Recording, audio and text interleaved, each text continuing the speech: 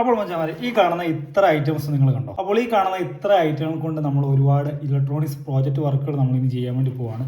നമ്മൾ അതിനുവേണ്ടി മേടിച്ച് കൂട്ടിയിരിക്കുന്ന സാധനങ്ങളാണ്. അപ്പോൾ ഈ കാണുന്ന ഇതൊരു 3.7 ലിഥിയം അയൺ ബാറ്ററിയാണ്. അതുപോലെ തന്നെ ഈ കാണുന്നത് ഇതൊരു റിലേ മൊഡ്യൂളാണ്. കാണുന്നത് ഇതൊരു ടച്ച് സെൻസർ മൊഡ്യൂളാണ്. ഈ കാണുന്നത് ഇതൊരു IR സെൻസർ മൊഡ്യൂളാണ്. ഈ കാണുന്നത് ഇതൊരു ബൂസ്റ്റർ മൊഡ്യൂൾ ബോർഡാണ്. അതായത് ഇതിന്റെ ഇൻപുട്ടിലോട്ട് നമ്മൾ ഒരു 3.7 കൊടുത്തു കഴിഞ്ഞാൽ ഔട്ട്പുട്ടായിട്ട് നമുക്ക് ഇതിന്റെ അകത്തുനിന്ന് 40 വോൾട്ട് വരെ വരുന്നതാണ്. ഈ കാണുന്ന ഇതൊരു മാഗ്നറ്റിക് സെൻസർ മൊഡ്യൂളാണ്.